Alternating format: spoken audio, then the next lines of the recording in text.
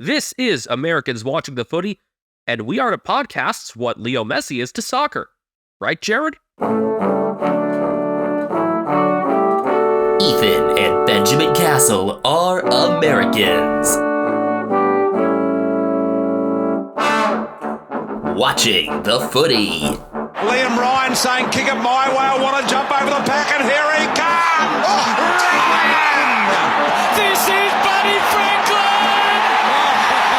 This is the greatest showman! Got the handball off to Myers. Myers looking for the lead of Stengel. Gee, they're good. Gee, they're sharp. Razzle dazzle Rioli. Oh, who else? McDonald! Timber! From inside the centre square. Boys kick the goal. Boys kick the goal. From inside the centre. I can't believe that.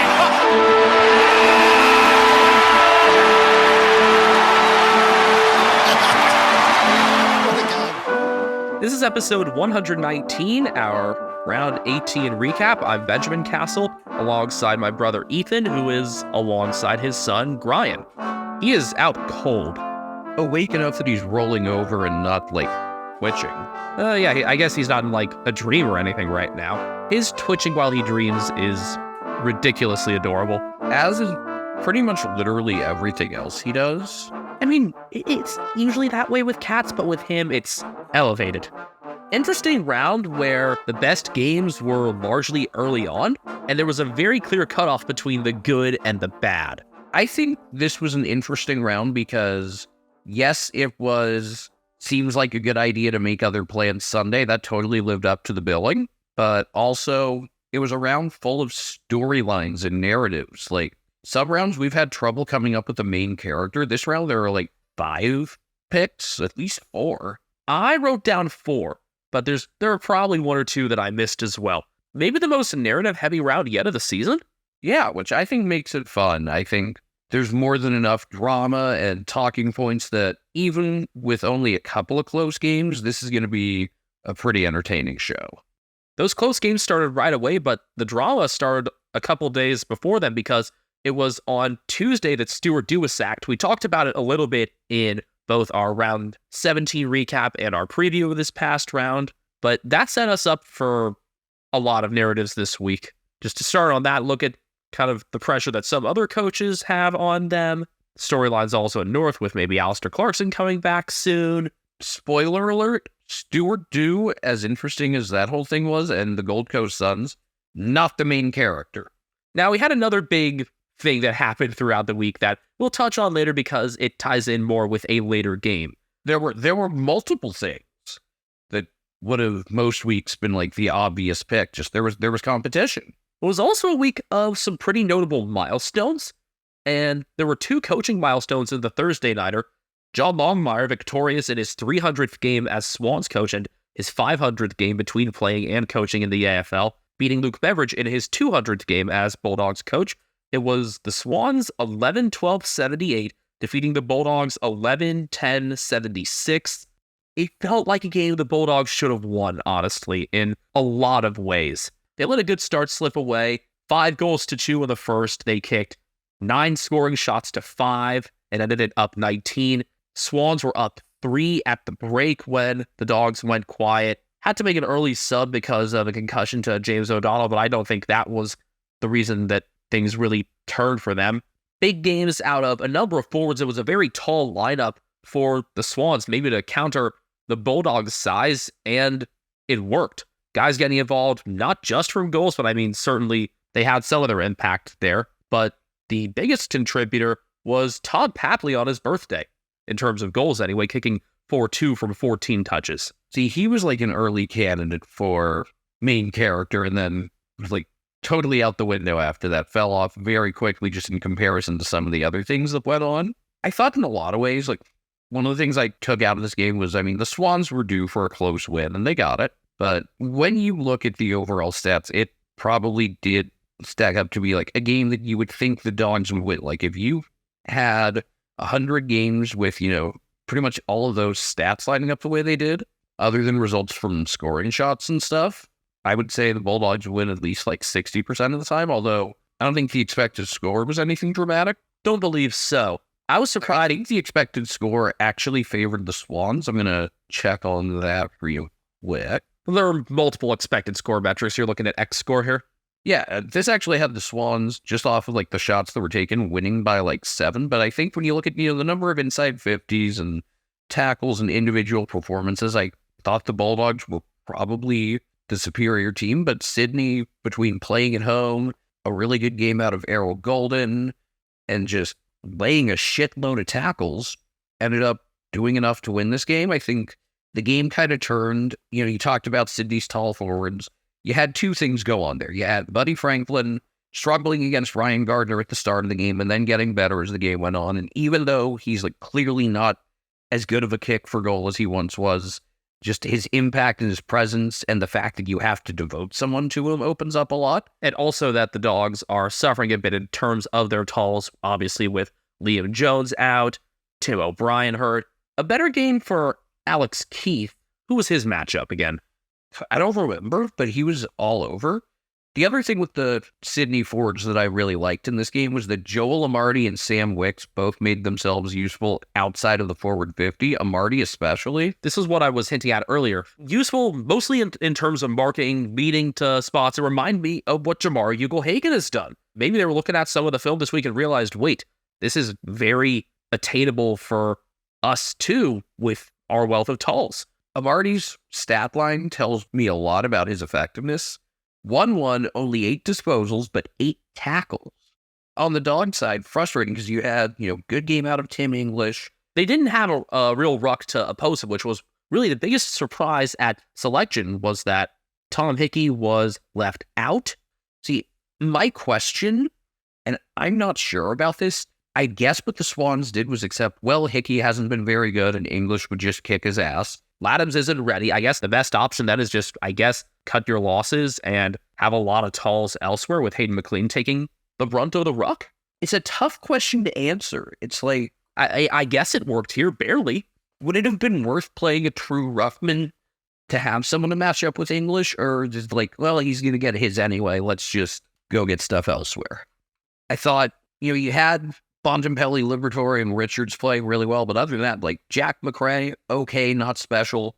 Bailey Williams, okay, not special. Forwards not named Aaron Naughton, very, very quiet. That was the biggest issue for the Dogs. They had no other tall forward that was really able to step up, or any forward at all. Waitman got his moments, but no one was able to bring in enough marks. And credit to the Sydney defense for clamping down in that respect. I feel like for as many good games as Cody Waitman has, He has as many where he's almost not there. yeah, it's just like if you look at the overall stat line, but then you look at, like for the entire season, then you look at how it's distributed, it's like he should have more games where he's just decent. I think you were asking for something like that from him in our progress reports, and we haven't seen it yet. Yeah, and I mean, just one more goal could have won him this game. I mean, duh. I have continued to like for the Dogs as kind of a supporting player, and I liked again in this game was Anthony Scott. He got a goal to put him up with a little over 16 minutes left. Lead changed hands bunch of times down the stretch, which is part of what made this game really fun. Within the fourth quarter alone, you had 5 lead changes and 1 tie. First, Scott gave the Dogs a lead. Then Papley tied it up on a dribbler. Sydney went back in front when a buddy snap missed for a behind. Ugle-Hagan scores at the other end after a dumb free kick given away by Dane Rampy. Like, he didn't need to hold Aaron Naughton, and he did. And then Naughton hit Jamara, who finally got in on the scoring. Had been a pretty quiet night from him up until then. But one thing that happened on the go-ahead Tom Papley goal with 5:21 left, and happened a bunch of times in this game, was that the Sydney forwards were able to outnumber the Bulldog defenders, kind of leak out behind them. Things that you really shouldn't be letting happen, especially against a team that's lining up a bunch of talls instead of a bunch of small forwards. Like, I don't have an explanation for how that happened. I guess they were preoccupied with those tall one-on-ones. I'm not entirely clear there, but yeah, it did lean very tall for the Swans, obviously, between Franklin, Amarty, Wicks, McLean, McDonald. I thought it was going to be too tall for their own good at times, but with Amarty and Wicks getting involved further up the ground, they were able to divide and conquer pretty well all over the oval, while some of the smaller players still had their good impact. Errol Golden with another great game. Despite not scoring a goal, he did pretty much everything else, and Not even Marcus Bontempelli could quiet him.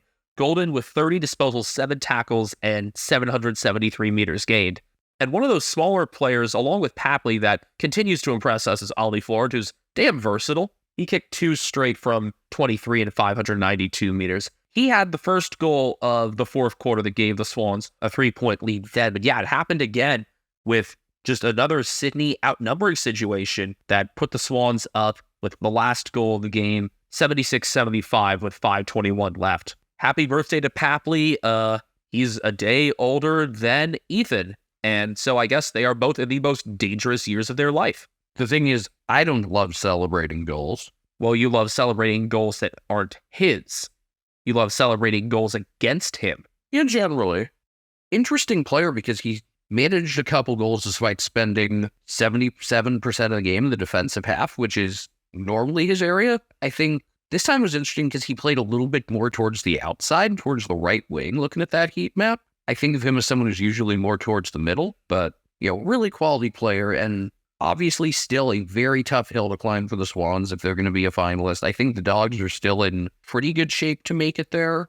I expected this to be a game they dropped, and the Bulldogs obviously have some winnable ones coming up near the end of the campaign when they have Hawthorn and West Coast rounds 22 and 23. These next couple weeks, though, these next 3 aren't easy for them. Essendon to begin round 19. What a great Friday nighter that should be. Then the Giants and Ballarat and a rematch with Richmond round 21. You talking about Florent in defense reminds me that on the taller side of defense, the Swans did have to reconfigure things because Lewis Melican hurt his hamstring in the third quarter. Ryan Clark was the sub, so definitely not like for like. And Sydney had problems when they had to change up some of the matchups and positioning in defense. The prior week, when Aaron Francis had to come on then, they managed to hold things down. And I mean, the deliveries into 50 sometimes weren't great, but bottom line is the Swans won out in their defensive 50. The only thing, had the Dogs won this game, I would have credited it to their ground ball success, which was really noticeable when they got control of the game again for patches of the third quarter. It's fitting that, a milestone game for John Longmire. There were some interesting late coaching decisions. After Justin McInerney failed to put the game away, missing on the run with 1:12 left, Swans led by 2, and they immediately withdrew everyone back to their own half, basically. They let Ed Richards run all the way out of his own 50 with, no resistance, and it worked. They did a good job making sure that Aaron Naughton couldn't take a pack mark late, and then James Rowbottom was able to kick out of his own 50 to close the game. And fun fact is the 8th straight win for the 15th place team. So Frio, pressure's on. Frio's actually hosting the Swans this coming week. And that's a matchup the Swans won last year out west. It was round 18 last year, in fact. It was a matchup they lost at home earlier this year, obviously. With the cheeky Luke Jackson being influential. He was main character that round, I believe. I also thought the interaction after the game was really fun. I think this season, all the tight losses have really weighed on John Longmire. You've seen it in his reactions to stuff. All the disappointing fourth quarters in particular. They honestly taken the Richmond mantle a little bit as of late. So it was really funny the way that ended. And then seeing the players want to cheer him off. And he's like, no, fuck off. It was very entertaining. That was one of the other highlights of this game for me. They managed to get him in the circle. You mentioned McInerney wasn't able to put away the game, but his 23 disposals were impactful, as were Luke Parker's 23. Henry Cunningham remained solid in defense and was able to help keep those matchups steadily in the Swans' favor once Melkin went off. Cunningham with 18 disposals and 8 marks. Love Rowbottom's game. A goal from 17 and an octopus and that last kick out helped seal the game for him. And Isaac Heaney, 1-1 from 14, 9 contested possessions, and 8 tackles, able to help body up at stoppages against the Bulldogs, who, that's got to be one of the most important things, if not the most important when playing against the Bulldogs, is try to cut them off at the source of the stoppages, because between Bontempelli, Liberatore, and Treloar, they will so often win out of clearances, and the Dogs were plus 18 in clearances in this game. They were also plus 34 in hitouts, doubling Sydney up 68-34. That's really no surprise. That was kind of what the Swans signed up for with their lineup decisions, and it probably wouldn't have been that much better even if Tom Hickey had played. Tackles favored the Swans 90-62, including 22-9 inside 50. That's the row bottom effect. Something I didn't understand. The Dogs only ended up using 63 interchanges. Feel like I was thinking maybe it was from having to bring on the sub a bit earlier. I'm not entirely no, see, I don't think those things add up. I feel like once you've brought the sub on, it's like, all right, we know how we can pace this and keep guys fresh, and probably failed to do that. And I don't know how impactful it was, but in a game where every little mistake could be magnified because it's decided by 2 points, I don't know. I also remember Sam Darcy going off. That's right. That explains it. Yeah, so Darcy went off near the middle of the third quarter, was a court quad, and ended up with some significant internal bleeding from that. He'll be out for at least the next 3 games, Josh Gavlich reported. Kid can't catch a fucking break. No, he can't. And they should get Bailey Smith back, though. He's expected to face Essendon on Friday. That also from Gavlich. Adam Treloar finished this game with 33 disposals and 7 clearances. Marcus Bonampelli, 2 goals behind, 31 disposals, 11 score involvements, 8 clearances, 8 tackles, 646 meters. Todd Liberatore, a goal, 31 disposals, 20 contested possessions, 11 clearances, 7 tackles. Ed Richards, a behind, 28 disposals, 11 marks, and 10 intercepts. Jack McRae, a behind in 24 disposals. Tim English, 60 hitouts. 22 disposals, 10 clearances, 10 score involvements. English still would have a ways to go for the single game record. That's, I believe, 80 from the one and only Todd Goldstein. Bailey Williams, 21 disposals and 8 marks. Aaron Naughton, 3-1, 15 disposals and 7 marks. One more thing. So, you know how, 5 or more goals is a bag? On the Mason Cox show, they came up with a term for, a guy getting 50-plus hitouts. You're a plumber because you have a lot of taps. I feel like we could do better than that. It's tangential enough. I don't know. I feel like we could come up with something funnier. There's a joke about, you could do a lot of different musicians for having a lot of hits, but obviously Chris Brown comes to mind. Oh, come on. That's way too easy. I know. In terms of taps, maybe it could be tapping on guitar, so it'd be something about Eddie Van Halen. Taps, the bugle. It's more of an American thing. Australia has the last post. I don't know. We'll work on it. We'll get back to you on it. Maybe. We might just forget about it. Now, I'll remember this. Melbourne 16-9, 105, defeating Brisbane 16-8, 104. The MCG curse continues. The Lions have now lost 14 of 15 at the G, going back to 2015. 7 of 8 since 2019, which is the year they leapt up from 15 to 2nd and began their current final streak. That's really the more significant one. It is still really funny that the one win was a final last year against these demons, and that Melbourne kind of just spent everything in the tank on that and then didn't show up the next week. I enjoyed that. And also considering that they had gotten beaten so thoroughly by Melbourne 3 weeks prior at the Gabba. Meanwhile, a power outage could have saved the Lions in the final minute, maybe. But once Jake Melksham took that mark, it was probably too late. What a few weeks for Melksham. Came on as the sub in Alice Springs when Bailey French went off and has established his spot again since. Had a few early misses, but had a couple important ones late. And hitting that winner with 33 seconds left. Basically, if you didn't watch this game, A, you missed out. B, what you need to know is the Demons dominated early, kicked 4 goals within the first 5 minutes to take a 24-0 lead, then got absolutely spanked for a while. They trailed by a point at halftime, trailed by 28 midway through the third, 26 early in the fourth, and then went on the frantic run to win the game, 28-1 over the final 17 minutes. I don't know what to think. Were the Lions just banking on the power outage then? I don't know. I love, though, at the start of the game, a couple minutes in, someone had tweeted, I guess Grundy was the problem all along. And then looked like there were other problems, and then turned out, Brody Grundy was the problem. Max Gawn returned to Max Gawnness to the tune of 39 hitouts, which is tough enough against Oscar McInerney, but true midfielder numbers otherwise, with 29 disposals, 21 contested possessions, 10 clearances, 8 intercepts, 7 tackles, 457 meters gained, and probably when he emptied out his pockets getting back home, he saw the hearts of thousands of Lions fans fall out of them. Also, Christian Petrarca had a monster start to this game, finished with 4 goals. After he had a bunch of misses a couple weeks ago against, who was that against? Remind me? It was against the Giants where he kicked no goals for an Alice. Not great against Geelong in terms of accuracy. Well, right now he's feeling it. Yeah, he's kicked 8-2 these past couple weeks. 4 goals straight against the Saints, and this past Friday kicked 4-2 from 26.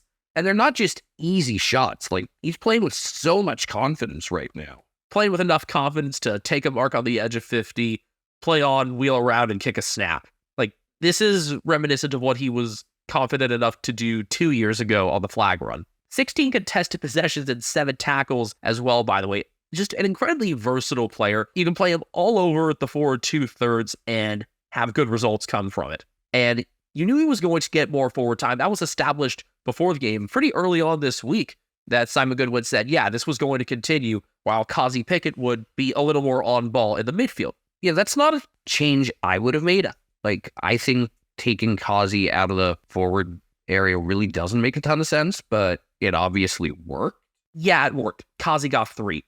Got Darcy Wilmot holding the ball to cap off their 6-goal first quarter, crowned one near the middle of the third, and then started that run back for the Demons with just over 7 minutes left. He couldn't mark against Kadeen Coleman, but he beat multiple Brisbane defenders to take the crumb and score his 3rd on the run.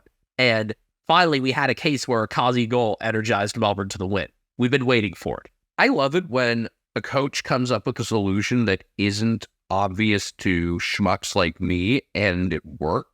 It's a nice reminder, of why these people are paid to do what they do and why we're not. And I wish that happened more often because you come out of things like that feeling smarter. You've learned something. I had kind of seen it coming, honestly. I knew they weren't going to drop Pickett, and obviously Petrarca was going to get more forward time, and that will continue whenever Clayton Oliver gets back. His timeline at this point is 4 weeks, I guess, or closer to 3 at this point then. You know who was an unsung hero in this game for Melbourne that I think has cemented his lineup spot for at least a couple of weeks? Ben Brown. He had an early goal, a couple of times where he was going for forward ruck contests against Oscar McInerney, holding his own in there, still doing some stuff on the wing. But this was a much more free-flowing and versatile version of Melbourne than we've seen in a long, long time. And it's been fun. It's a lot more fun to watch than what they had been doing.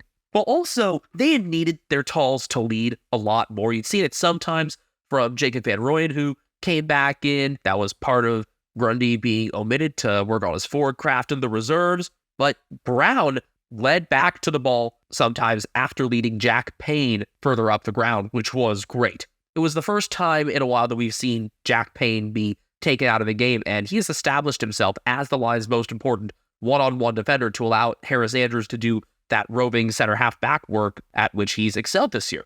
Andrews still had a solid game, and I also thought Ryan Lester played pretty well for what it's worth. Lester was able to continue some of that carrying work, but Andrews' 15 disposals, 10 marks, and 9 intercepts were still a pretty regular game for him, but not having Payne winning his matchup definitely hurt.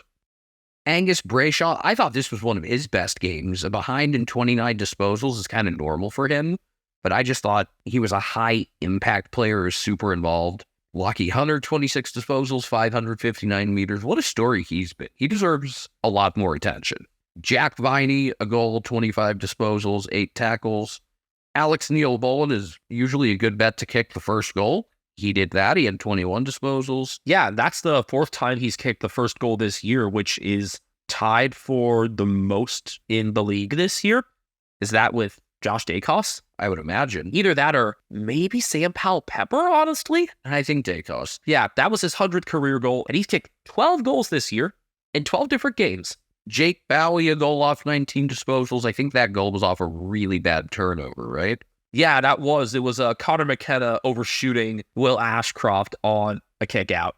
And then Jake Melcham, who ended up being one of the heroes, 2-1 off 13 disposals with 10 marks. this Melbourne forward line is really crowded all of a sudden, especially with Ben Brown playing well. Like, Josh Shackey doing everything right in the VFL, and he's not even close to selection.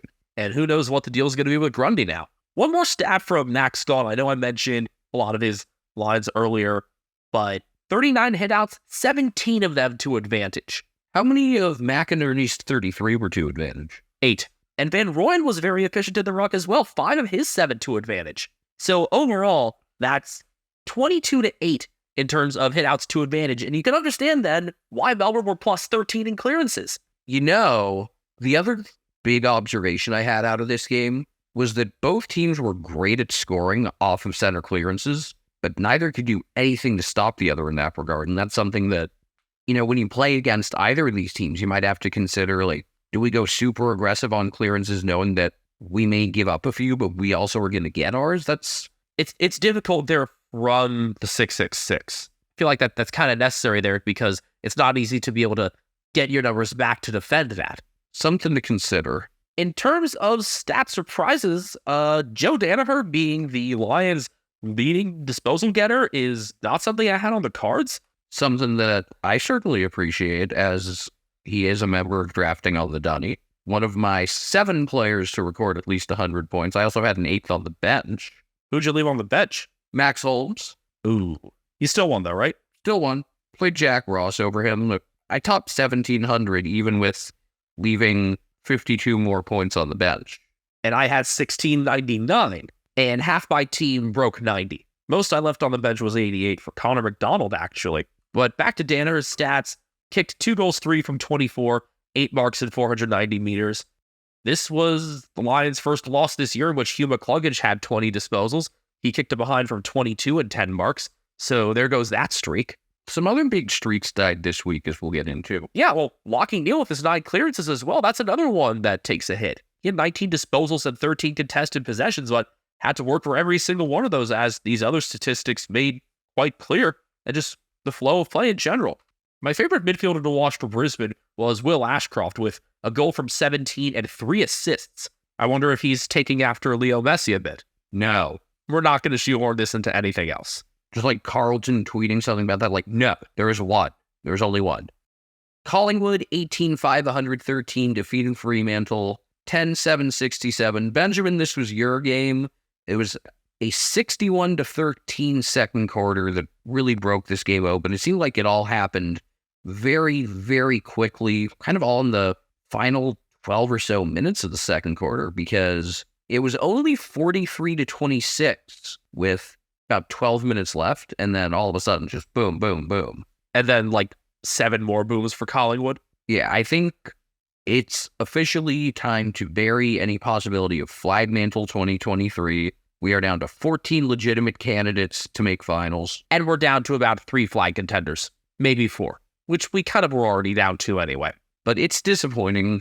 We've talked about with Fremantle, they had, despite getting Luke Jackson an offseason that we weren't particularly big fans of, especially giving Blake Acres away for just a 3rd round pick. You've had a season where they kind of abandoned a lot of their identity that made them so good last year, and they've had more than a few games where they've just gotten whacked, and this was one of them. Yeah, another one of those, a week after getting whacked on their home turf by Carlton.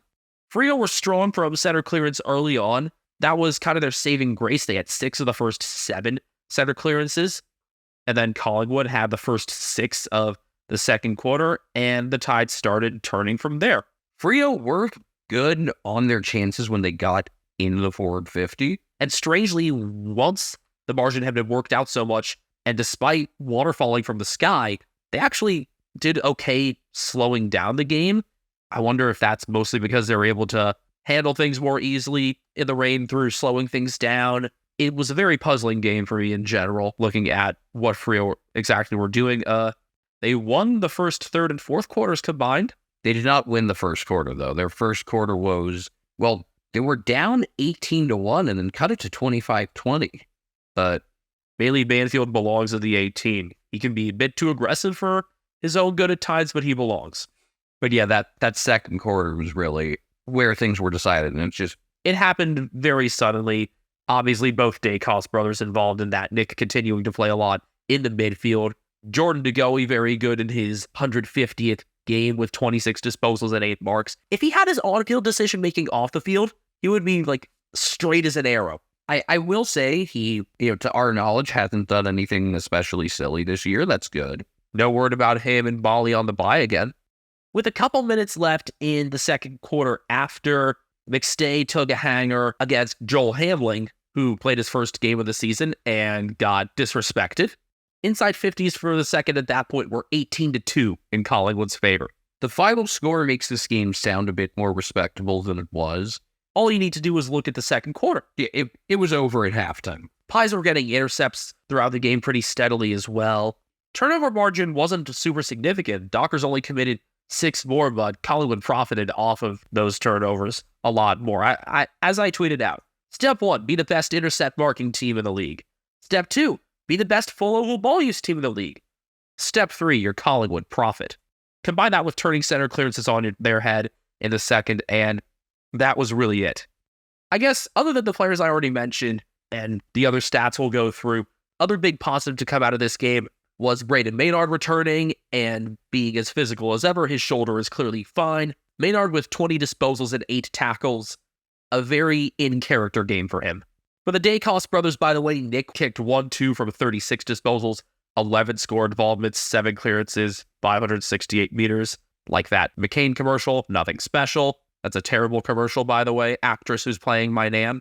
Josh kicked a goal from 31 and 7 clearances. Jack Crisp had a goal from 25. Taylor Adams facilitated by Solo DeGoey's good work, kicking 2-1 from 23 disposals, but as strong on ball as ever as well. 9 tackles, 7 clearances, and 7 marks. Amazingly, I feel like we've underrated Taylor Adams a bit. Maybe because he's been injured a decent amount these past couple years. But even as he's approaching 30, remains one of Collingwood's most effective players. He'll turn 30 prelim finals week. Another drafting on the Donnybrook. Captain Darcy Moore with 19 disposals, 11 intercepts, and 8 marks. Nothing new. Isaac Quainer with another solid game as that probably best small defender in the league at this point. He belongs in the All-Australian team, and I hope he gets that respect. Well, how tall do you have to be considered a small defender? I think under 6 feet qualifies as small. Okay, because Ed Richards is 6'2", so he wouldn't qualify then. I don't think so. I don't think if Richards is small. Probably helps that he's sometimes standing next to Caleb Daniel. Collingwood were plus 18 on inside 50s. Not nearly as efficient inside 50, but consider the number of entries as a factor in that.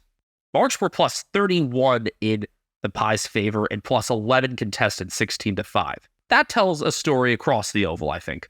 The list of quality performers for the Dockers is quite short, but Andrew Brayshaw had 30 disposals, 7 clearances, and 7 tackles. Wonder if he was there the night before to see Angus play, or if Angus was there to see him play. Not that often you get him in the same place at the same time.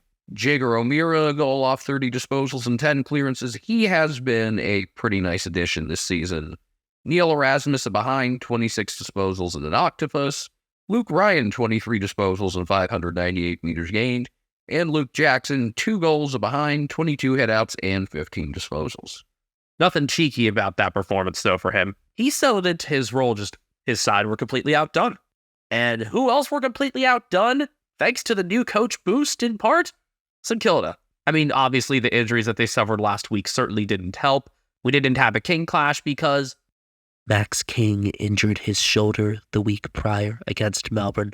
They were without Seb Ross, Zane Cordy, Jack Billings, and they looked like a team that were missing a few pieces. Meanwhile, the mighty Sun started off the Stephen King caretaker era pretty well. Gold Coast 11-11-77, defeating St Kilda 8-3-51. St Kilda didn't score a goal in the first, they scored a single point, and that set the tone. Not like a ridiculously well-played game, I'd say, but the Suns did their job. Good for the beginning off stoppages, and this wasn't the game that I had more of a focus on. I was covering more of Collingwood and Freo, but I noticed their Suns' pressure inside 50 being really strong as well. The biggest takeaway I had was that in the first half, the Suns were great on ground balls and great off stoppages, and that's really where they took this game over. That's an area where Ross and Billings could have helped, and Jack Higgins remaining out certainly didn't help.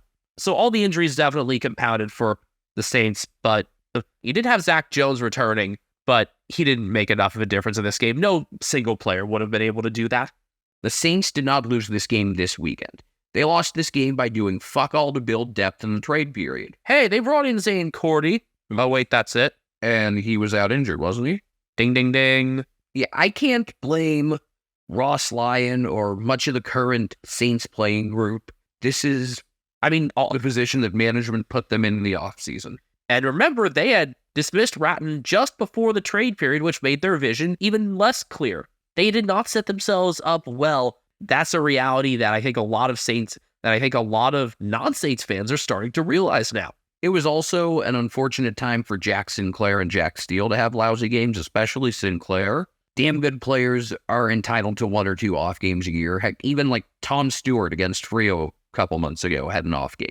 So that it happens. What shouldn't have happened was for St. Kilda's forwards to be so unclear on what to do without Max King, considering that they had already played without him early in the season and they were just fine. But this time around, it was like this enormous absence that hurt him way more than you had in any prior game. Rowan Marshall was able to get forward a decent amount, got involved enough there, but it couldn't just be him. And I guess Higgins being out really hurt there. Quieter game and Cooper Sharman did all right, filling in as a tall as well, kicking 3 goals himself. That was the biggest surprise, I think, Sharman having such a strong performance in the forward line. But yeah, this was kind of a lot of the negatives about the Saints were on display. They had 14 points at halftime, 33 at three-quarter time. On the Gold Coast side, obviously, simple game plan is going to be the key when your new coach has just a few days to implement things, and it largely was simple. But the difference I noticed was that they had Sam Flanders much more heavily involved. He had a behind off 33 disposals and 523 meters. If you can get, 60 to 70% of that performance out of Flanders each week, that would add something really nice. And Rory Atkins had a career game with a couple of goals off 32 disposals, 8 marks, 716 meters. 122 points for you, right, Ethan? Yes. See, what's frustrating if you're the Suns is how come this didn't happen sooner? Yeah. These are, it's not like they were doing anything overly complicated. They were countering well again. I forget who it was. It might have been Noah Anderson interviewed after, you could tell the guys had an emotional attachment to Stuart Dew, and he definitely built up some good connections there. But I don't know if he's head coach material. I think he's someone you want to have around just as a morale guy, as someone to build that human connection. I don't know about him as a head coach, and yeah, it's just one game, but it seemed like a pretty significant change just in terms of the Suns actually playing to some of their talent. Potential for a reality check these next couple weeks, playing the Giants in Canberra and then their home Q clash where they tend to disappoint. Hopefully that's not the case again. Yeah, notice Flanders having his on-ball role going from center bounces, adding him to the mix there, I guess, helping take some of the heat off Tuke Miller still just a couple weeks into his return from injury. That may have helped things there. Freed up Noah Anderson for more runs. Also, big game out of Jack Vinda Lukosius, another 4 goal showing. 4 goals straight, in fact, including the opening goal of the game, a hanger taken on Josh Battle, who after that probably wished he had stayed concussed. Remember, he had been concussed 2 weeks prior by an Oscar Allen hanger. And he's been the player that I've tagged as really their second most important in the defensive 50 behind Cal Wilkie. I find Lukosius to be such a frustrating player because he's another one. The ceiling is so high, and it's just a matter of getting that consistency out of him. Hopefully they can finally do that. I think it's probably just he is who he is, but there's something for the Suns to build off out of this game, and curious to see what these next few weeks look like as the new coach smell wears off. The fact is they're not out of this thing, and they're going to face a pretty hot GWS team and a pretty compelling Sunday opener this coming week at a ground where the Giants have struggled. So it's there for them, and it would definitely mess up things for a Giants squad that we'll get into a bit later, help their case a lot this week. Will Powell, 26 disposals, 13 intercepts, 10 marks, 531 meters gained. Noah Anderson, 1-1 off 25 disposals, 12 score involvement, 7 clearances, 510 meters. Tuke Miller behind 25 disposals, 8 marks. Matt Rowell, 22 disposals. Ben Ainsworth, 1-2 off 21 disposals and 9 marks. Jared Witts largely got the better of Marshall, at least in hitouts. He had, as a team, the Suns won hitouts 49-26. Witts had 39 of those. He also had 15 disposals and 6 tackles. One of the best things about the Suns this year has been seeing Witts evolve as someone who can do things outside of hitouts. Like, even if he's not going to get you a goal more than like once a month, that he's getting involved as a tackler and figuring out what he can do when he has the ball, turning himself into a pretty dangerous player. The Suns were at 50% efficiency inside 50, whereas the Saints were at a pretty disappointing 27.1, which, again, forwards not knowing what the hell to do without Max King. That was kind of a big part of that. Was expecting more forward time and proper deliveries to Mitch Owens. Didn't see it. Owens himself wasn't an issue. He had a solid game. Yeah, but his play and a lot of others just wasn't properly facilitated. Suns won clearances by 15, including 30-19 from stoppage, and they laid 14 more tackles. I find that really disappointing given how the Saints were on the back foot the entire game, that they didn't land more than 58 tackles. 28 disposals each for Brad Crouch and Naziah Wanganeen-Millera. That led the Saints together. Naziah with 7 marks and 563 meters as well. He's been one of their steadiest defenders on, I guess, the smaller side. Marcus Whittaker with 27 disposals in one of his most involved games of the year. That's a positive that the Saints could take away from this one. Jack Steele with 22 disposals and 8 tackles. Cal Wilkie, 22 and 10 marks.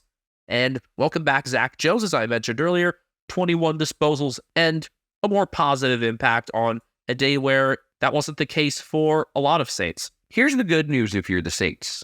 You have North and Hawthorne the next 2 weeks. Then your final 4 games are much tougher, especially considering how Carleton are playing now. You're going to be playing under the roof at Marvel for 5 straight weeks before a trip to the GABA. You need 4 more wins to definitely be a finalist. You need 3 wins to be in decent shape, because it's going to be probably 12 or 12 and a half is going to be the cutoff. 13 definitely gets you in. You've got 2 of those wins right there for you. So as long as you don't fuck up against North or the Hawks, you just got to find a way to beat one of Carleton, Richmond, Geelong, or Brisbane. I don't see it happening. I think most people, when you forecast the results for the rest of the year, have the Saints falling out of the 8, but they've still exceeded expectations this year, and I think laid a foundation to have some success in the next few years. And even if, it's possible they go like Carleton and are in the 8 every week until the final round, I still won't be like that disappointed in their season, because that's the power of expectations. One last thing before the break. As we were recording, we got news of the Rising Star nomination. Congratulations to Judd McVie with 14 disposals, 17 intercepts, and 5 spoils in Melbourne's win over the Lions. He's been a steady player there in defense since round 1, helping Christian Salem on the smaller side of things. Really supplements him with the carrying role, but can clearly hold his own 1v1 as well. I didn't even think this week was one of his better games. I think this is kind of one of those. Another body of work nomination, but glad he got the recognition. It was one of those, let's make sure we have, the right 24 guys nominated for the Rising Star Award. And they had an obligation to get McVie into that. Benjamin, 78% of our listeners are between 18 and 35 years old, so they probably want to start a podcast like we did. How did you know that number, Ethan? Thanks to the analytics we have for Spotify for Podcasters. Formerly known as Anchor, sorry Frio fans, Spotify for Podcasters has tools that allow you to record and edit your podcast from your phone or your computer. No fancy software needed. It's so easy you can edit it while drunk. And Spotify for Podcasters doesn't just allow you to upload to Spotify, you can also distribute your podcast on platforms like Apple, Stitcher, and more, just like we do. Best of all, it's completely free. Not only is it free, you can even make money from listener support or ad revenue. Hint, hint. Download the Spotify for Podcasters app or go to podcasters.spotify.com to get started today. Once again, you know the drill. You can find us on Twitter at Americans Footy. Personally, I'm on Twitter at Castle Media. Personally, Brian Harambe is on Instagram at catnamedbrian. Personally, even though he's a feline. Personally, I'm on Twitter at BenjaminHK01. We also have our YouTube at Americans Footy as well, where some of my run home predictions have already been proven false, of course, because it's hard to tip 9 out of 9, especially with some of the surprises that happened later on Saturday, including Carlton 18-14, 122, defeating Port Adelaide 10, 12, 72. I mean, yes, the Power did make 6 changes, but I thought that they largely made sense, but they just got outplayed. Carlton's movement has been much better these past few weeks. I think they remembered, wait a minute, we don't just have to bomb it into the 50. And I mean, it was tougher to do that once Harry Mackay went down with his knee injury. He needs arthroscopic surgery and will be out for the rest of the home and away season. But they had enough contributors all over the Oval. How about 4-goal games from Jack Silvani and late in Jesse Montlock? The 3 guys that really have picked it up for Carlton. Obviously, Motlop is one of them. He was a good candidate for main character of the round because he was about as late in as it gets. About 5 minutes before the bounce, I believe. And yeah, 4 goals all in the first half. Had he kicked 1 or 2 more, I would have considered him for like a shoe-in for main character. Then you have Silvani, who at times hasn't even been able to crack the lineup.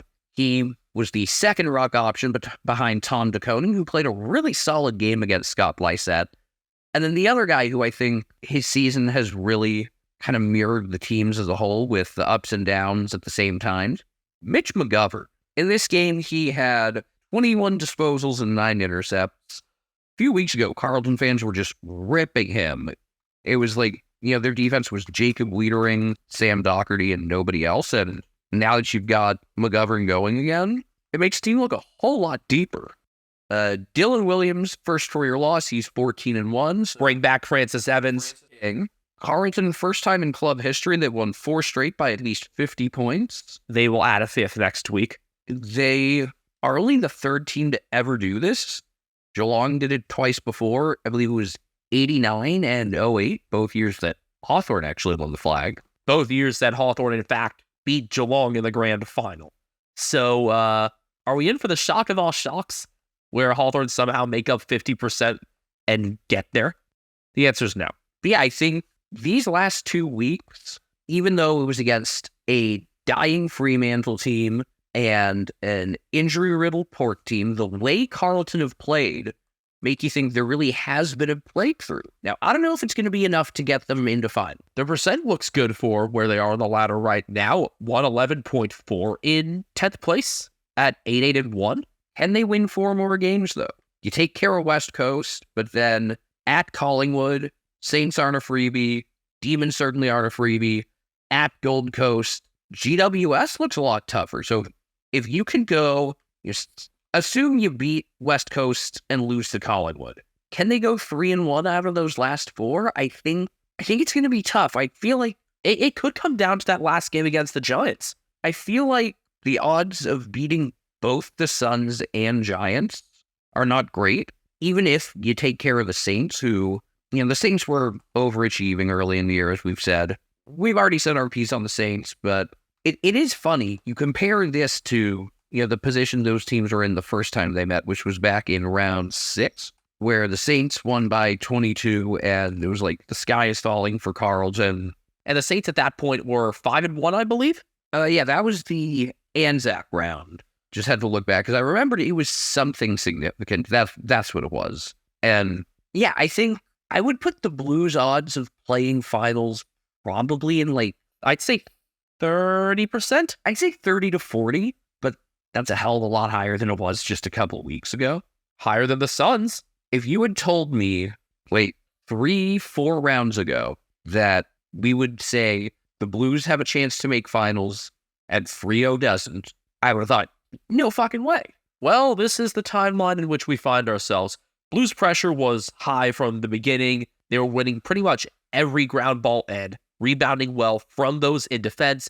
The only time Port ended up getting some good strings going was when they were able to hit a couple contested marks in a row. But their defensive problems were clear. We were wondering when their lack of fullback depth was going to catch up to them. And sadly, it did with Tom Jonas back in. He got exposed out the back a couple times. Blues were able to create far too many goals just off the back of that deepest pack. That was how Silvani got a couple of his. I think there were 2 at the start of quarters that he got that way. 2 of his 4.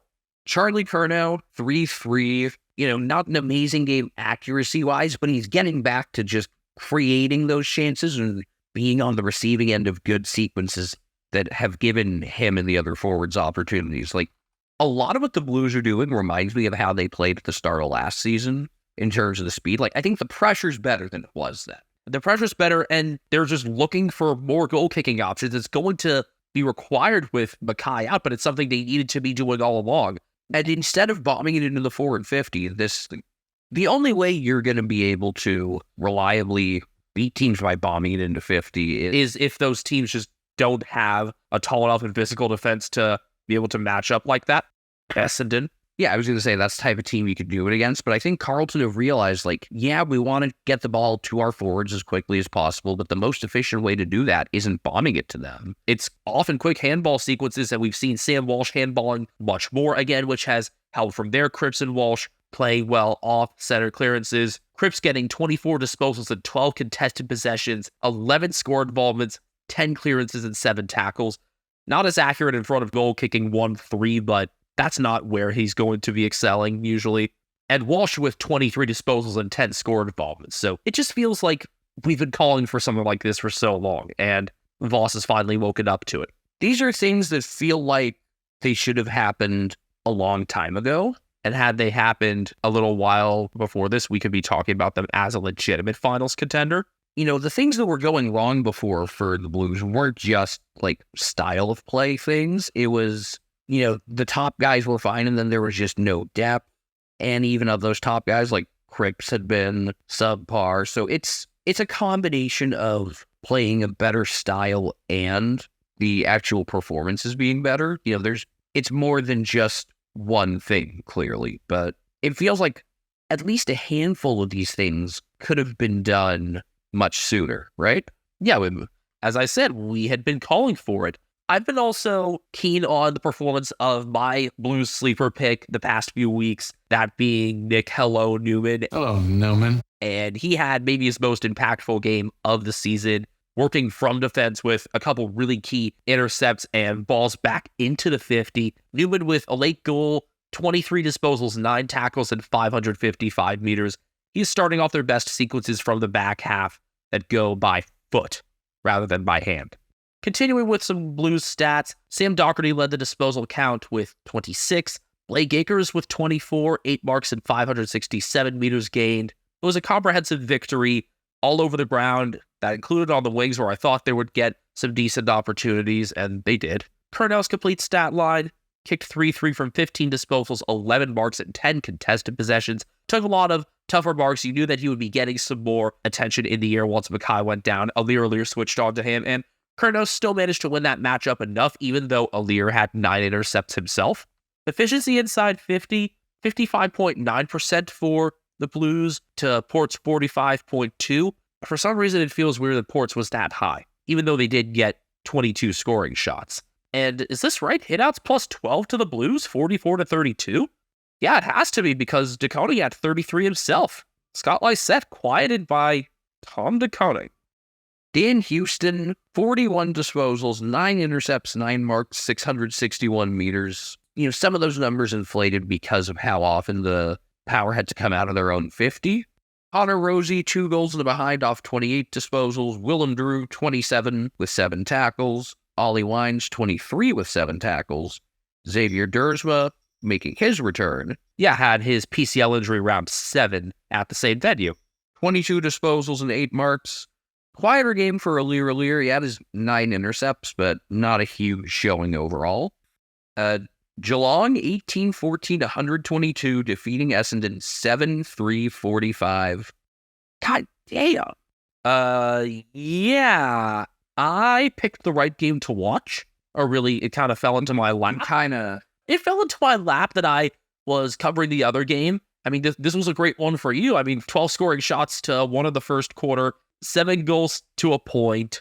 Brian Myers kicking the opening goal in his 100th after all the weird media stuff leading up to this. I gotta say, it is so cool when a meme about your favorite player takes, like, all of Australia by storm. And Storm, was that a pun because Grimes got a dog named Storm or no? No, that was completely unintentional. But he does. I ordered the shirt from Carlton Draft. It's on its way. I really hope it gets here before I leave town. Now, that's unlikely, considering It has to go through customs and everything. considering international, but Don't worry, I will not open it up. I'll let Grind Harame do that. I would just love to have it in like other parts of the country and see if anyone recognizes any element of it. Well, bring your other Carlton draft shirt. Oh yeah, that's definitely coming. Are you going to bring like your Geelong baseball jersey as well? Ooh, I hadn't even thought about that. Look, it's a baseball trip. You might as well. Yeah, it's just with the way the weather's going to be, more layers of clothing, even if it's a very light one, not great. He's going to be in the Southeast, by the way. The Carolinas, Tennessee, Georgia. going to hit another couple states as well while he's around there because he collects counties. Yeah, and because, I mean, like, trying to visit all 50 states is a thing for a lot of people, and I'll be up to 44 when this is done with. Do you have any more states you're expecting to hit next year? Next year, I can think of at least 3 more. So, At worst, I'll be at 47 at the end of 2024. Anyway, which would be the contiguous states you haven't visited? Louisiana and Oklahoma. Because he's been to Hawaii. Anyway, as for the actual game, I correctly predicted that Essendon weren't going to get overwhelmed physically like last time. They just got overwhelmed in every other way. And I mean, they did get overwhelmed physically in the back because they lack a key defender, with Zach Reed out definitely hurting, Nick Cox being near the end of things. Hawkins did his thing again, kicking 5-3. So he's kicked, I think, 45 goals on the season, and 13 of those have come against Essendon. He's got 27 in his last 5 games against the Bombers. But it was really, in the midfield, you look at last year's meeting back in round 1, and you look at the earlier meeting this year, but instead it was the turnovers and points off turnovers where they really won this game. This game was so lopsided off turnovers.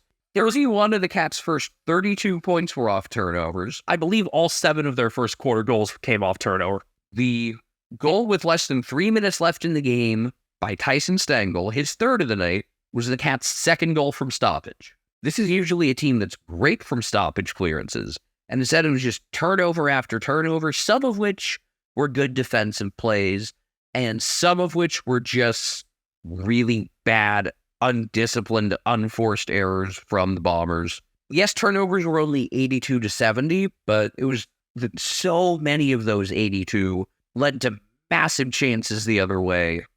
On the individual side, I thought Jack Henry played a great first quarter. He was kind of in the shadows after that, but I really liked the way he started the game. Oh, he's had 3 pretty early intercept marks, I believe. Mark Blitzovs, as usual, goes way beyond what the stats show. I mean, he had 19 disposals, 12 contested possessions, 8 hitouts.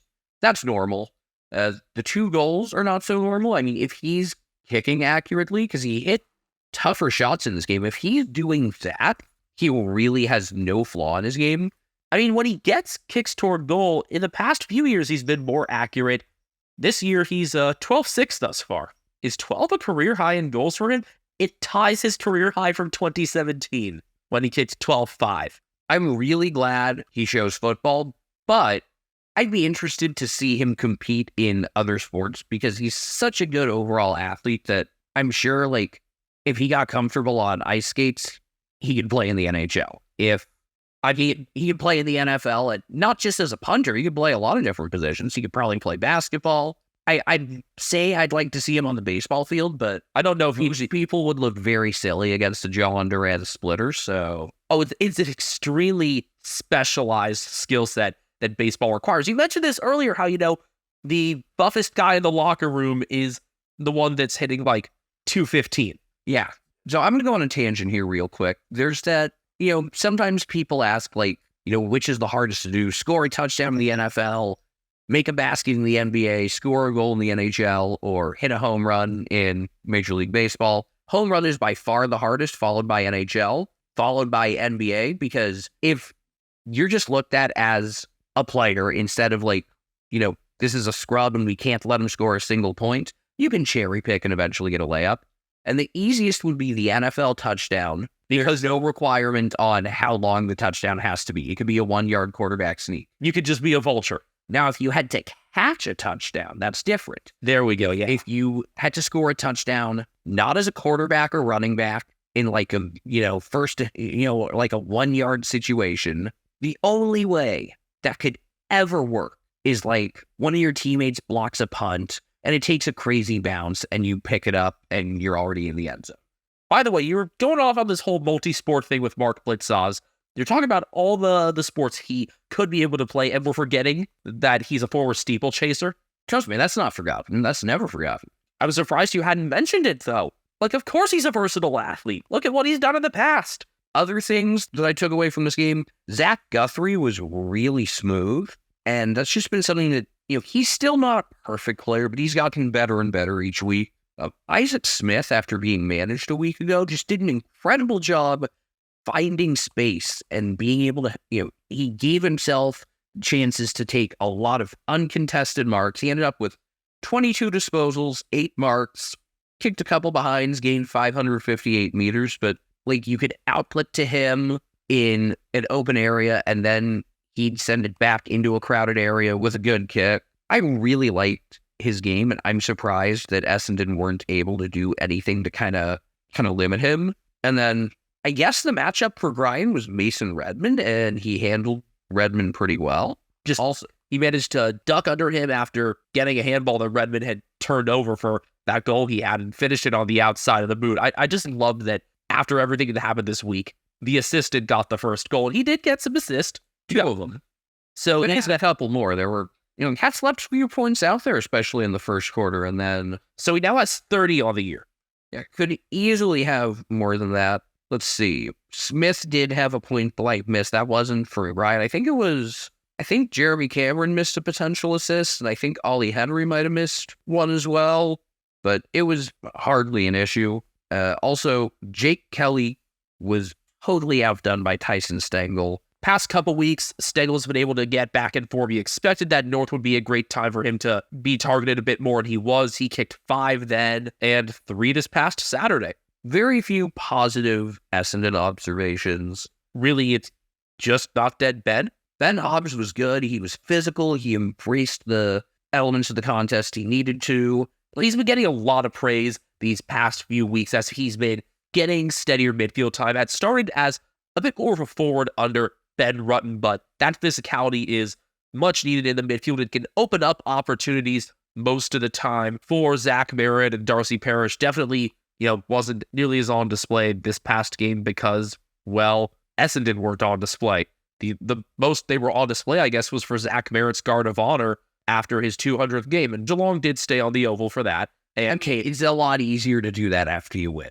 Yeah, but the most important part about that is Kane Cornes going ballistic when he's kind of in a glass house there, considering his 300th and final game.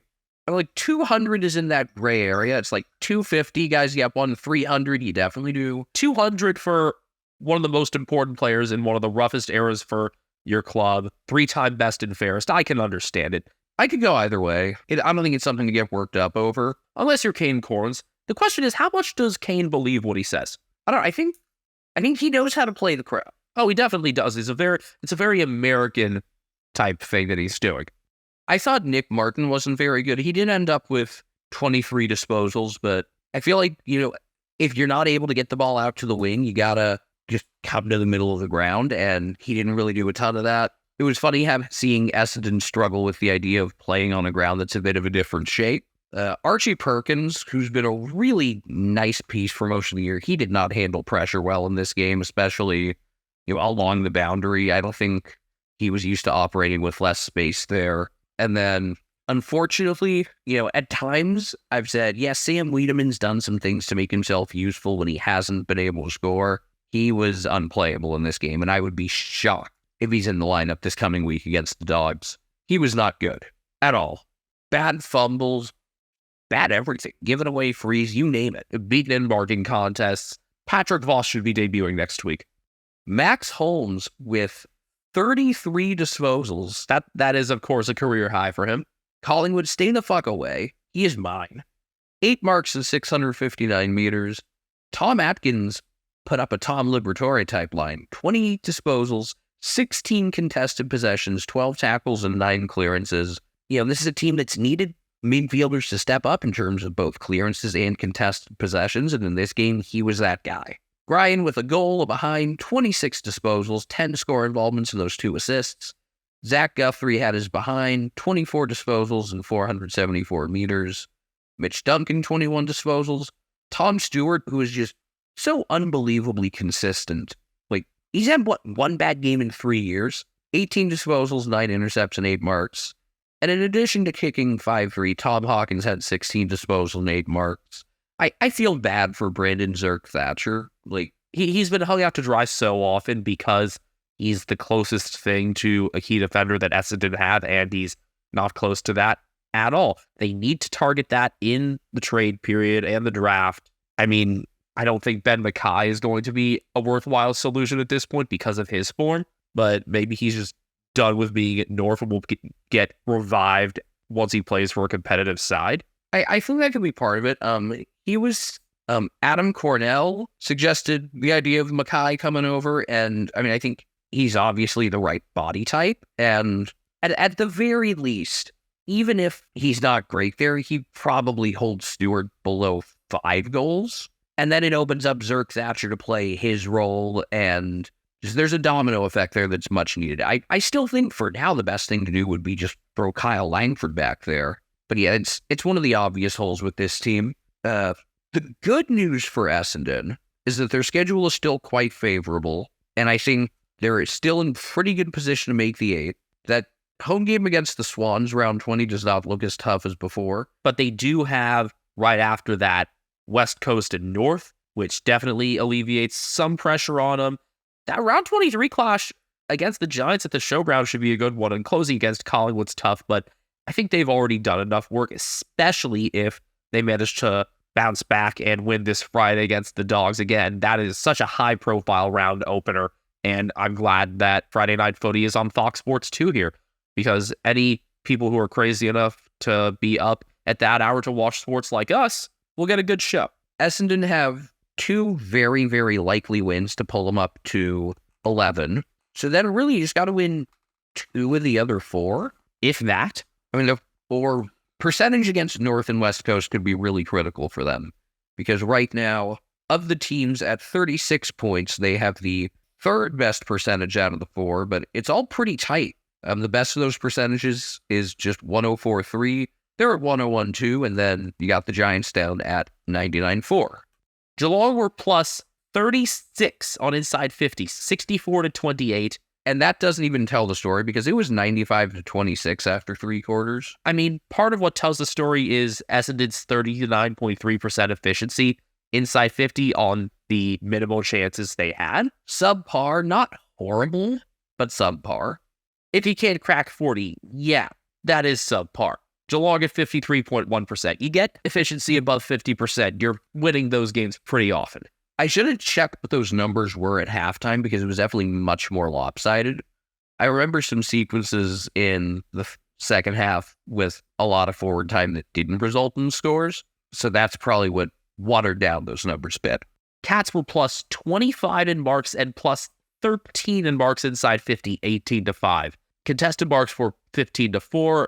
I continue to feel bad for Brandon Zerk Thatcher, and for Jaden Laverty as well, who had to exit the game after a lower leg injury. Zach Merritt kind of careened Gary Rowan into him, and then Merritt collided with Laverty as well. So you had Jordan Ridley getting hurt last week, Laverty this weekend, no key defender. If there's anything that will be Essendon's undoing, if they don't even make the 8, it's going to be defensive issues that are why, I think, and not replacing Sam Wiedemann.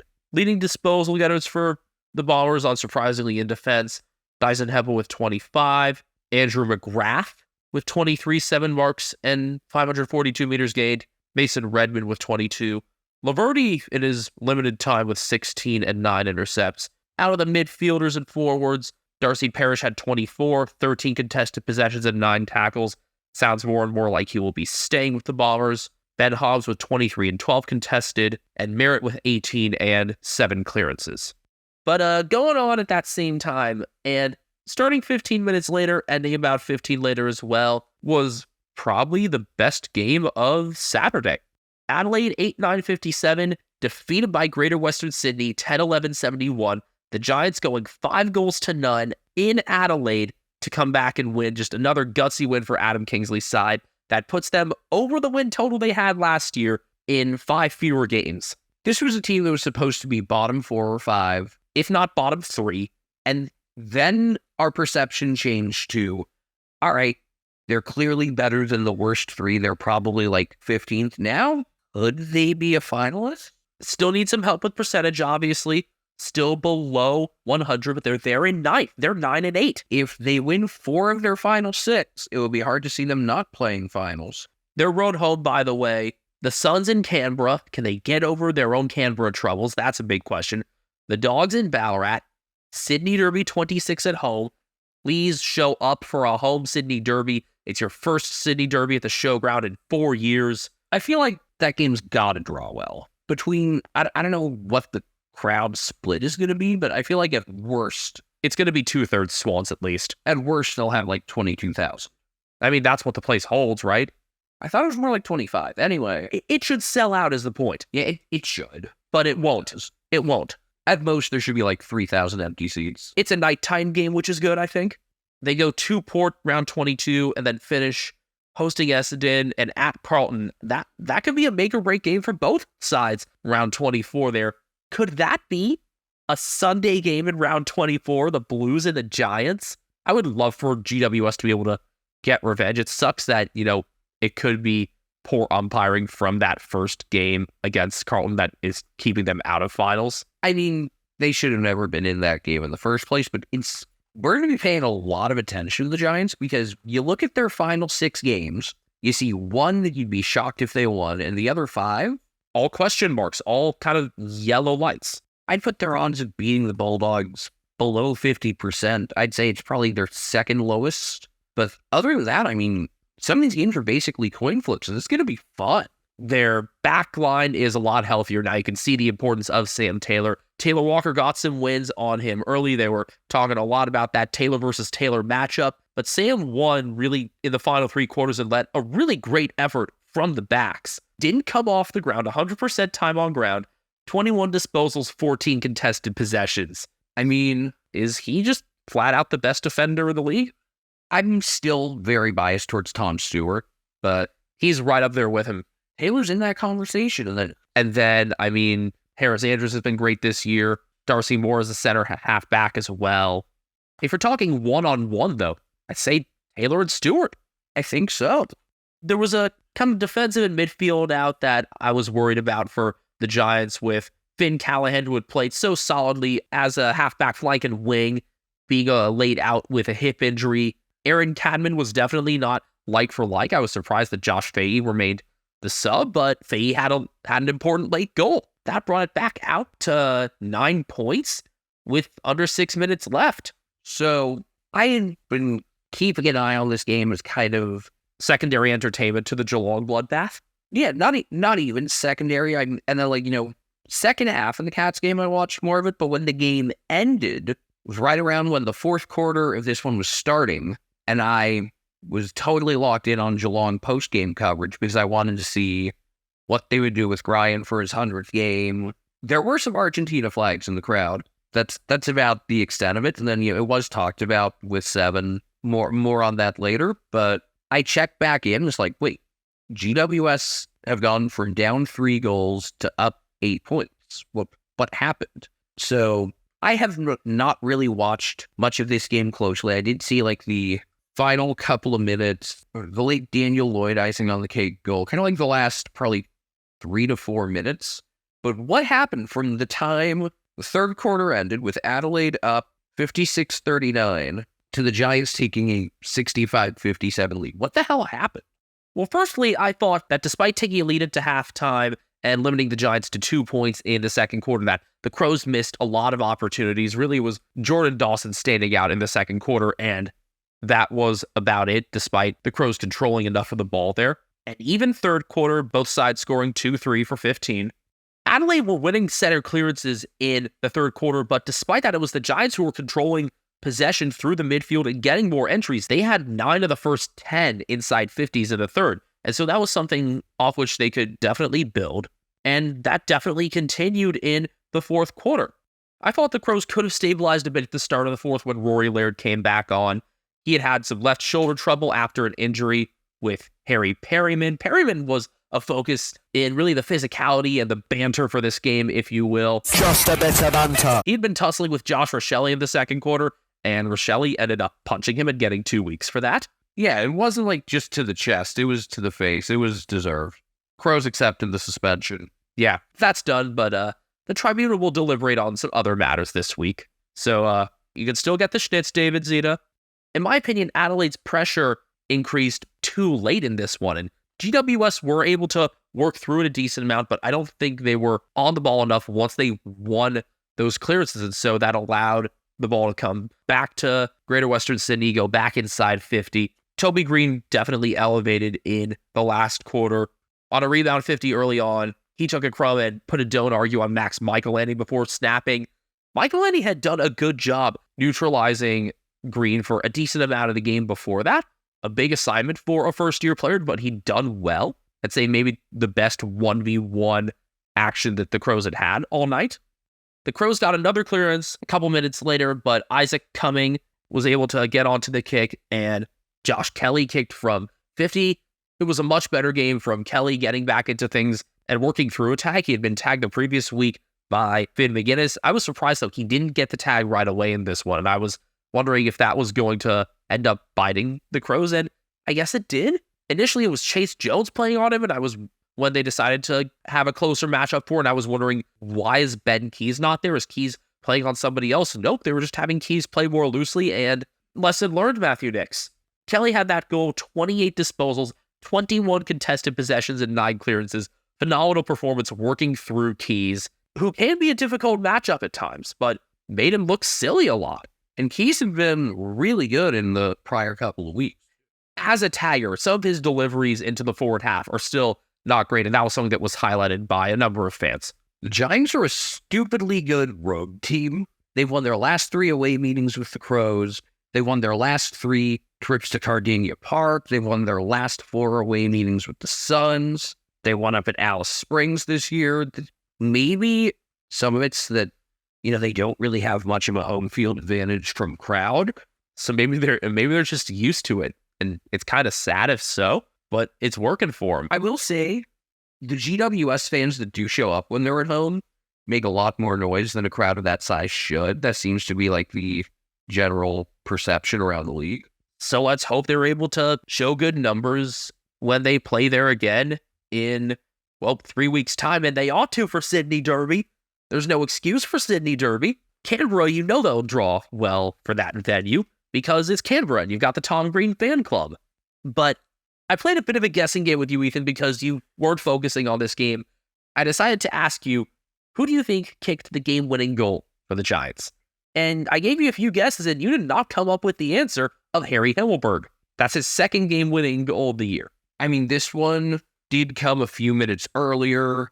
It was actually just under 11 minutes left. And, he didn't then go and spoil a kick at the other end. But no, he kind of did a Mason Redmond for this one, where just ran from his defensive position to get a handball and kick a long running goal. It was Jesse Hogan that actually gave it up to him. And I was kind of scared when I saw Hogan was the one who marked it, wondering, okay, how badly is this kick going to go? Wait, he's not kicking it. Wait, it's Himmelberg. That's brilliant. Himmelberg has played in defense most of the past few months, and it's worked for the Giants, but I love seeing him get his goal-scoring moments like that because he remains a very accurate full-field kick, and that includes with his goal kicking.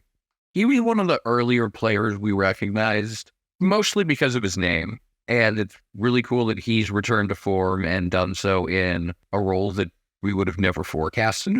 Especially as, again, their defense gets healthier, but he remains part of that group. This game should cement Adam Kingsley as coach of the year, with lots of respect for the job Ken Hinckley has done. Unless Hinckley wins a flag, Kingsley's coach of the year. I am so impressed. To hold the Crows to 57 in their own building.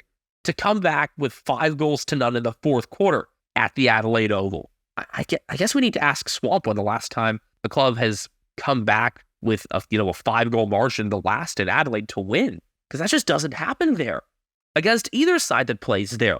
So you had that Faye goal that I mentioned with 6 minutes left. I feel like he could become a real cult hero for them with the long sleeves and everything. Crows missed a couple chances when Riken got a forward turnover but hit the post, and Keys kicked out on the full. Then Riken collided with Lockheed Murphy in the forward 50. It just did not look like a game the Crows were going to win with all the struggles they had, getting up the field and getting off quality shots. And then you had that last goal at the end where Toby Green set up Dan Lloyd. So Giants still obviously need help with percentage, but this is not a game that I'd expected them to win at all. And the Crows are definitely behind the 8 ball now at 8-9, and it isn't easy for them down the stretch. They've still got they face the D's on the road this week. Then they get their home showdown. They host the Suns. They're at the GABA. They host the Swans. They visit the Eagles. They're going to need to win at least 4 of their remaining games, probably 5. They're not dead, but I would say the odds of them making finals it's dependent on a showdown win. They're going to have to do that or go out and pick up a legit road win over the D's or the Lions. I read off Josh Kelly's line already as we get into the stats for the Giants. This was game 200 for Lockie Whitfield. It had been delayed by suspension, but he had 28 disposals and was influential, going from the back once again. Stephen Canelio with 23, 9 tackles, and at least 1 sentient eyebrow. Harry Perryman with 22 and 12 contested possessions. He was not much more than just somebody who got a lot of attention from the opposition. That attention was warranted in the passage of play. And Toby Green kicked 3 goals from 20 disposals, 10 contested possessions, and 591 meters gained. I think him getting the sole captaincy has definitely led him to be more disciplined and a more complete player. The Crows did win hitouts by 15, 52-37, but it wasn't as if Riley O'Brien totally outplayed Kieran Briggs or anything. Rory Laird, despite battling some bumps and bruises, a goal, 33 disposals, 11 tackles. Jordan Dawson, 2 behinds, 27 disposals, 7 marks, 7 tackles, 535 meters gained. Brody Smith, 27 disposals and 807 meters gained. Mitch Hinge, 25 disposals. Wade Miller at 21. And Chase Jones, a goal off 20 disposals, 14 contested possessions. Jones has been a season-long positive for the Crows since he came in. I believe his first game was Showdown, and he's just established himself as a player that deserves a week in and week out spot. Speaking of established, have you heard of our fake sponsor, noted scam Established Titles? Oh, that was fun. A lot of YouTubers that we watch ended up falling for them, didn't they? Yeah, most of them were good about coming out and saying, yeah, I was duped, we've been smackled, or that's not even a word, and I agree with you. All right, we're going to probably be able to roll through these last 2 games pretty quickly on... Seems like a good time to make other plans Sunday. Yeah, which I think lived up to the billing. I did make other plans, so I did at least watch the majority of both of these games. North Melbourne 6-4 40, defeated by Hawthorn 12-16 88. This was only close-ish because Hawthorn kicked 3-13 in the first half. Yikes.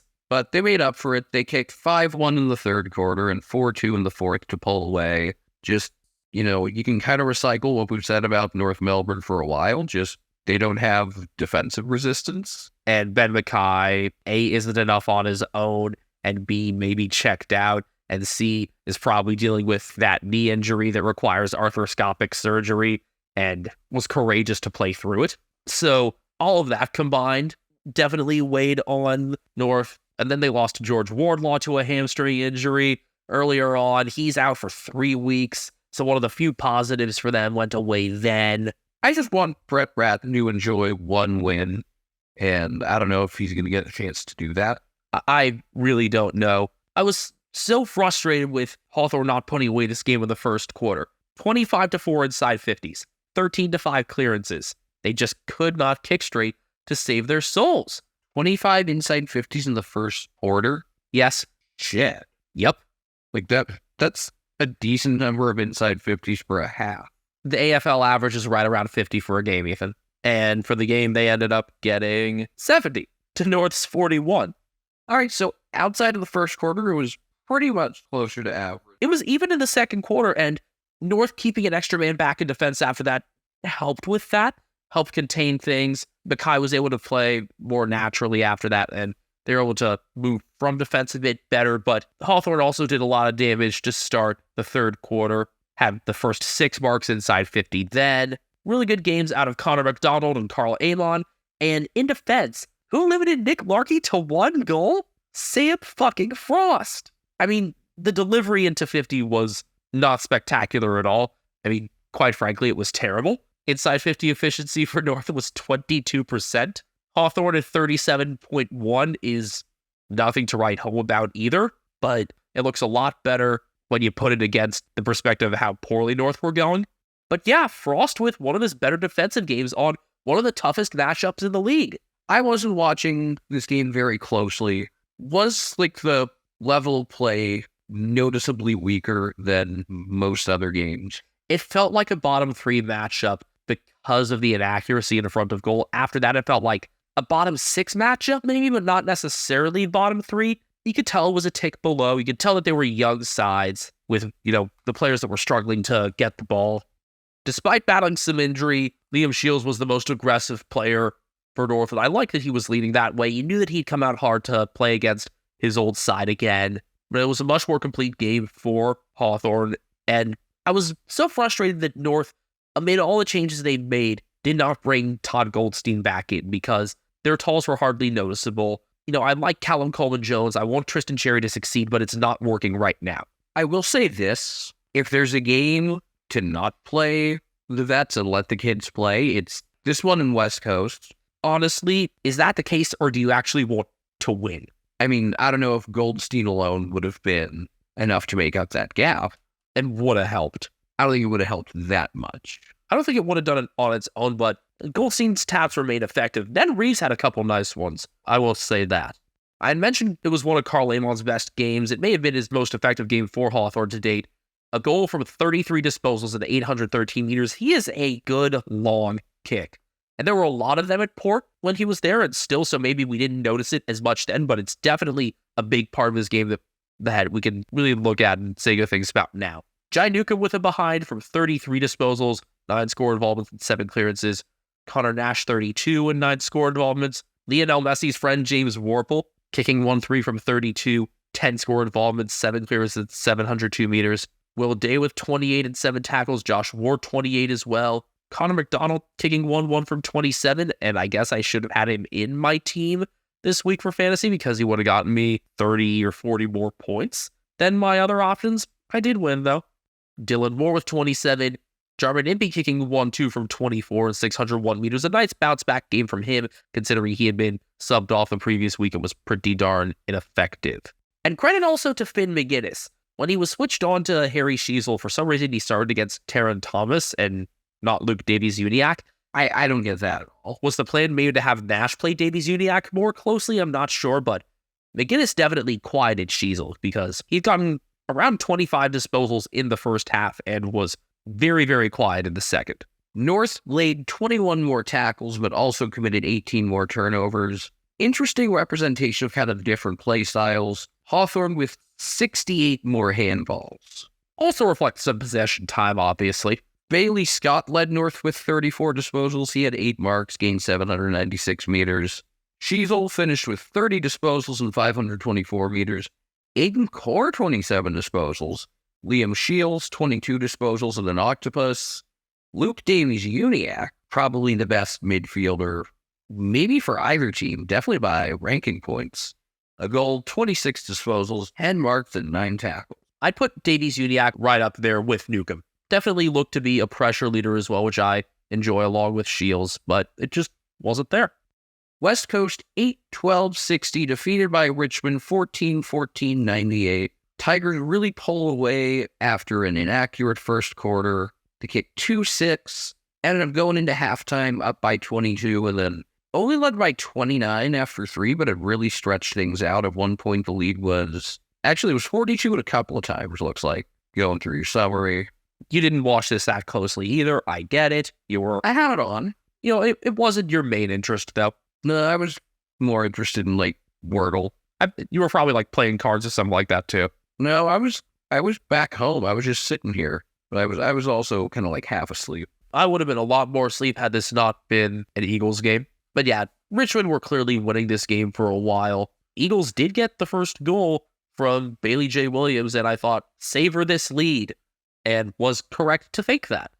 Ruben Jinby did his left hamstring on, I think, a kick in the first quarter, and the soft tissue issues continue to pile up for the Eagles. Tissue issues is fun to say. but it's no laughing matter. And that external review into the strength and conditioning and the medical staff is desperately needed because it's not just the old guys who are seeing these problems. What else did I notice? Let me just get the Eagles' positives out of the way. Oscar Allen hurt his shoulder second quarter, managed to come back and kick 3 goals in the second half, so the streak will not die. Another high-effort game from Tim Kelly, which we've come to expect. Andrew Gaff was wanting to get a lot of the ball, probably wanted to prove himself when he was demoted to the sub role. Don't know what to think about his 24 disposal game, really. It was very up and down. But it was the Tigers' day from the beginning, really, and Daniel Rioli had one of his most efficient games. 31 disposals, 556 meters, and I believe all 17 of his kicks were efficient. I believe Will Schofield mentioned that in the post-game interview. His transformation into this rock-solid halfback has been really fun to watch these past few years. And other than being beaten by Allen a few times in the second half, it was a solid game from Noah Balta as well. We've been really critical of him early on in the year, and he's found his form again. With Richmond having some issues in the back line with injuries, Robbie Tarrant not being able to play and ultimately retiring, Josh Givkiss not getting a game yet this year, he's had to step up, and it's not surprising that his uptick in form has reflected on their overall defensive performance. And really the only other notable thing was Jack Darling kicking his 500th goal. Third Eagle to hit that milestone after Peter Sumich and Josh Kennedy. Tim Taranto a goal, 27 disposals, 8 clearances, 8 tackles. That goal came kind of during Richmond's onslaught to take control. Jacob Hawker, 25 disposals, 7 clearances, 7 tackles. Shea Bolton struggled with accuracy, kicking 2-4, but had 23 disposals. Dustin Martin also with 23. He kicked 2-2, 8 marks, 483 meters. I guess 2-2 could be a ballerina. That's a new stat joke thing. Like an octopus, but Geelong also took to the octopus thing themselves. Yes, it spreads. Because Tom Atkins had 10 tackles. Actually, he had more than that, I believe.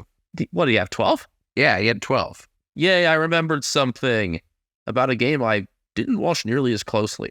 Dion Prestia a goal, 21 disposals, 496 meters. Noah Balta, 17 disposals, 12 intercepts, 550 meters. And one of the guys who got a lot of praise in this game, Ivan Soldo, 41 hitouts, 11 disposals, a goal and a behind.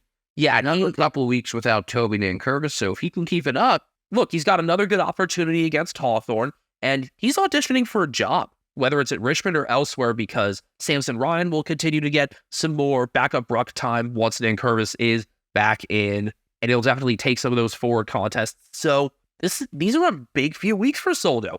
And I'm glad he played up to it in this game, even if it was at the Eagles' expense.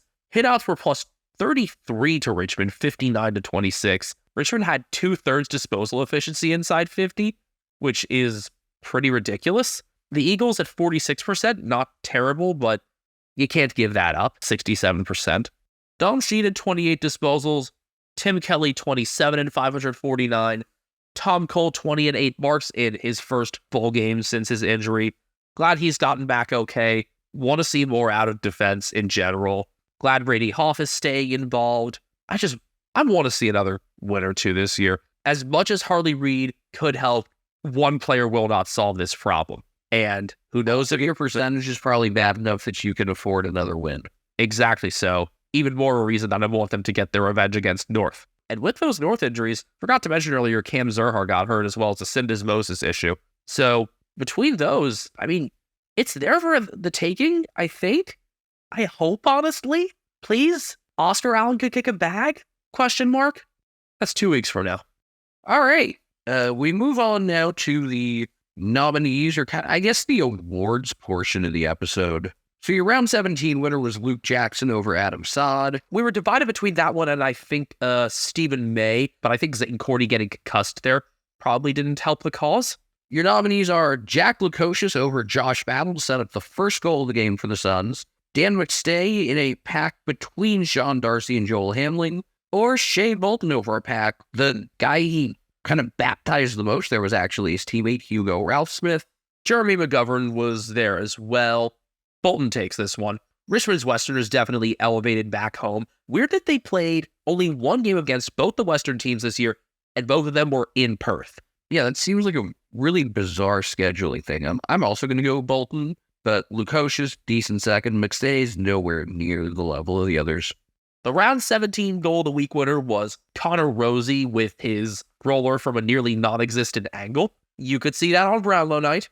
This felt like the first week that they were really fishing for nominees, and they were all kind of kicks from around the 40 to 45 meter range. There was Jasper Fletcher getting an intercept of a risky Alex Neil-Bullen kick in a one-on-one with Ed Langdon. I think the most impressive part was that he got the intercept and ended up finishing himself after bouncing. Tajwo Woden received a long Jack Viney handball along the boundary, and his shot was difficult because it was on the right-hand boundary as a right footer. And then Jeremy Cameron had a 3 disposal sequence coming from an intercept of a Nick Hind scrub kick. I'm going with Woden between it being a first career goal and being a tougher kick. I think his was definitely the best of the 3. None of these particularly memorable, but Woden probably the best of them. And your main character for the week? Well, firstly, I just want to go over really all the nominees because really there were 4. I guess the honorable mentions then.